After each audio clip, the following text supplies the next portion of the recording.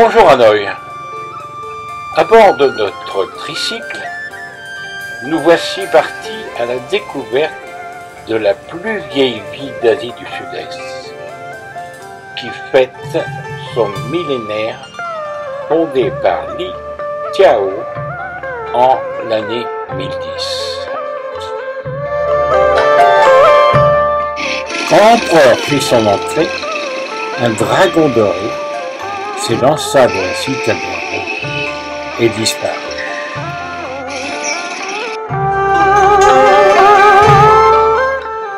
Nous sommes dans le plus vieux quartier d'Hanoï. Le quartier construit à l'époque où la France était présente au continent depuis 1873.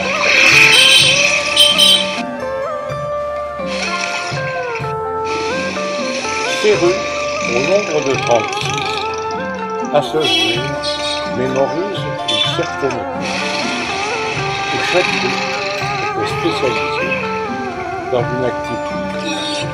Aujourd'hui, tout change, comme partout sur la planète. Parle plus le français, mais tout est écrit, soit c'est normal en vietnamien et en anglais. Avec leurs palanches, ces femmes portent 40 à 50 kg, âgées en moyenne de 30 à 50 ans. Pour beaucoup de personnes, aujourd'hui, on a oublié la bicyclette au profit de la moto et surtout avec un super bonus.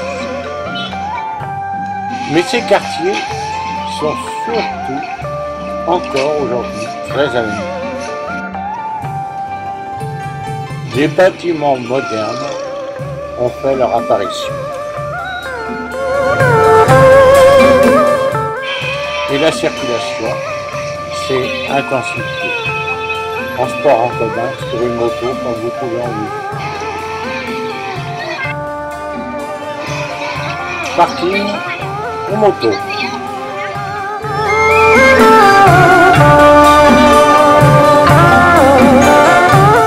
La cathédrale Saint-Joseph en vietnamien Ma To, construite sur l'emplacement d'une très vieille pagode en 1893. Cet homme nous a ouvert les portes de la cathédrale ce matin de bonne heure pour nous faire visiter. Il y a un très bel hôtel dédié à la Vierge. Les cloches sonnent toujours. Sonnez les cloches à Saint-Joseph. Et la fréquentation à la cathédrale aujourd'hui est encore très importante.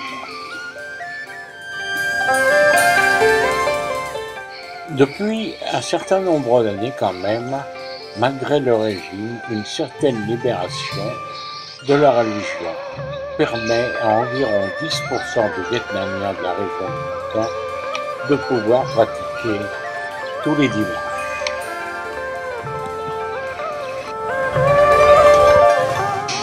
Un dernier aperçu sur la cathédrale et allons découvrir ensuite les fils électriques d'Hanoï ne se mélangent pas. Quelques vieilles demeures subsistent encore. C'est l'heure des repas. La cuisine vietnamienne n'est pas très compliquée. Un petit tabouret, vous vous installez dans la rue assis sur ce tabouret et l'on vous servira une délicieuse soupe alimentée de quelques pâtes, alimentée d'un morceau de cabar ou d'autres fois du porc, du poulet.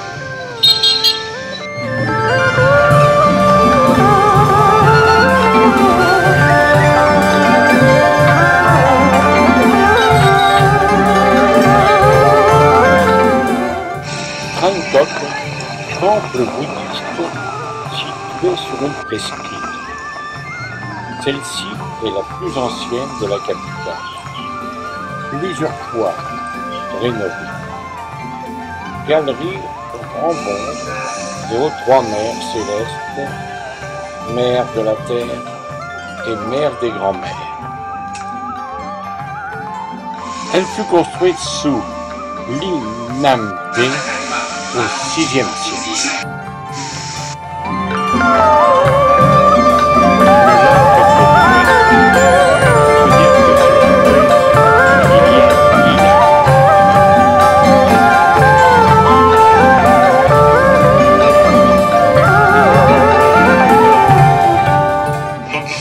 Quantam, temple dédié à Yuan Thieu Rampu, le guerrier noir.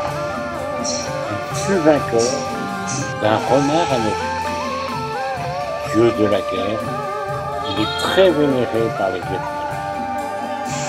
Sa statue pèse plus de 4 000 tonnes.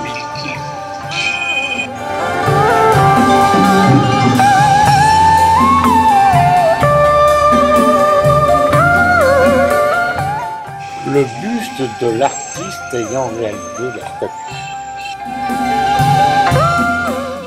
En cet endroit, on peut rencontrer des personnages parlant parfaitement le français qui s'entraînent pour le kung-fu et qui sont professeurs en Suisse.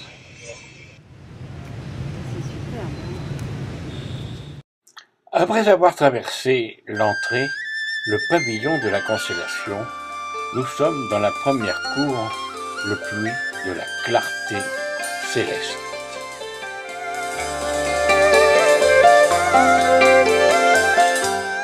Le bassin carré, appelé Tien Quang Ting, occupe la première cour.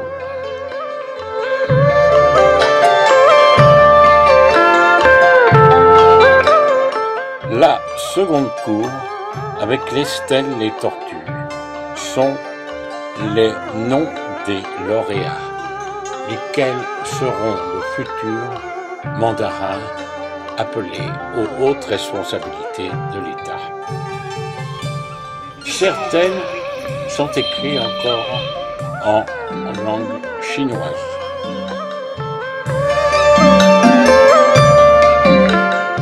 Dans cette cour, pendant les fêtes du Tet, les parties d'échecs sont jouées avec des personnages humains, authentiques, habillés aux convenances du jeu.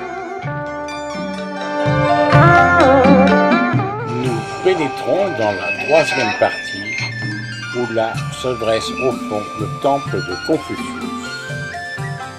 Le rouge et l'or dominent dans le bâtiment situé derrière la maison les cérémonies, les statues de Confucius et de 4 de ses principaux disciples qui avaient des robes somptueuses. Tortues sur lesquelles sont montées des grues devant emporter les âmes vers le ciel. Les mandarins venaient souvent faire des offrandes.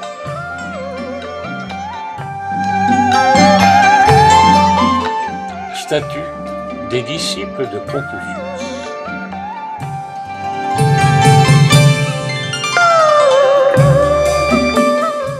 Jolie tortue recouverte d'or, pouvant être celle de l'épée retrouvée.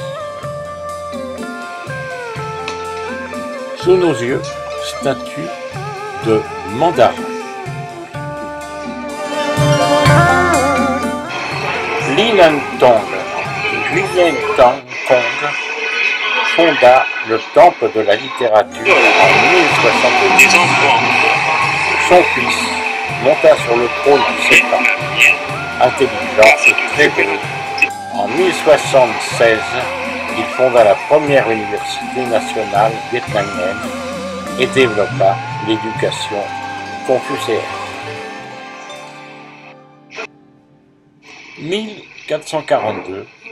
1442-1497, c'est sous le pseudonyme Taho, il régna durant 37 ans.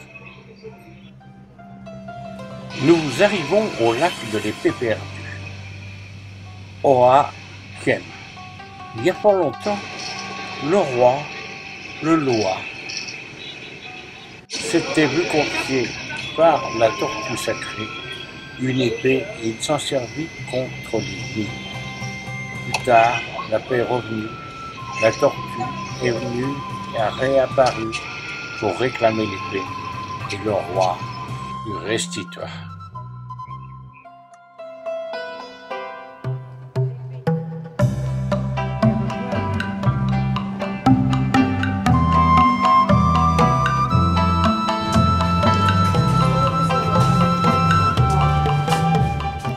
Très intéressant, démonstration de calligraphie vietnamienne.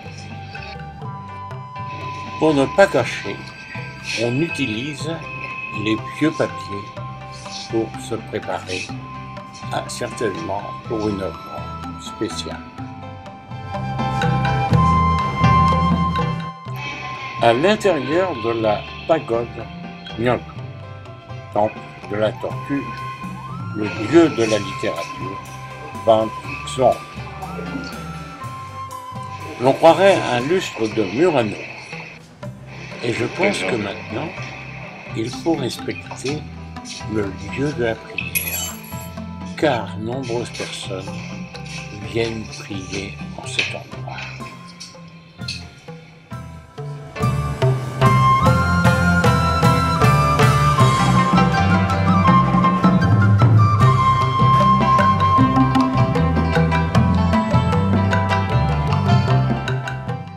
Voici Ban Xuan.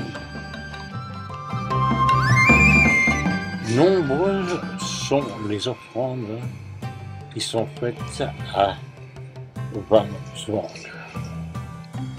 L'on peut aussi admirer la finesse de la décoration faite par des vases et des bronzes.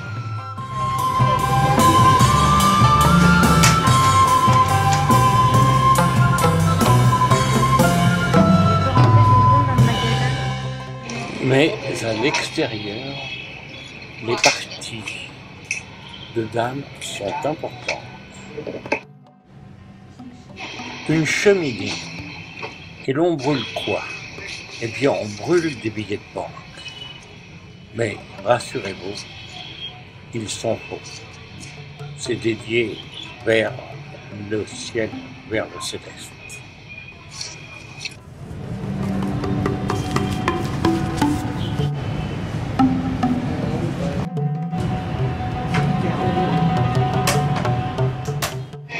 Encore un petit coup d'œil sur le pont des rayons du soleil.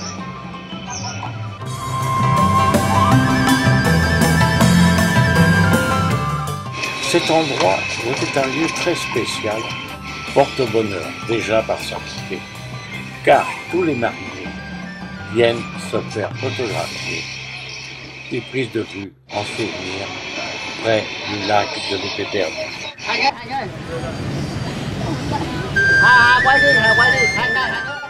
Mais dommage, aujourd'hui, il pleut.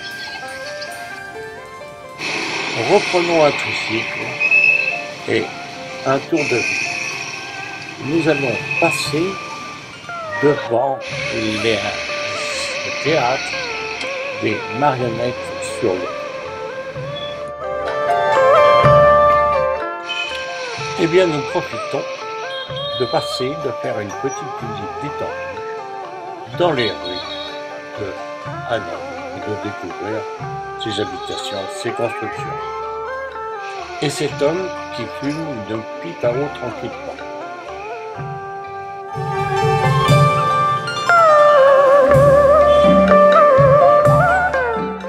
À chaque heure de la journée, un Vietnamien a toujours faim.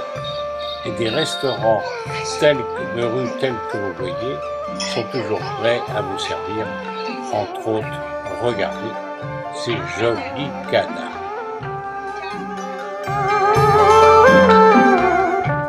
Porteuse de fruits frais. Un peu plus loin, toujours la restauration. Bon appétit. Finir notre visite, nous pouvons voir le pain français, qui est resté une tradition et un souvenir de la France au Vietnam. Au revoir.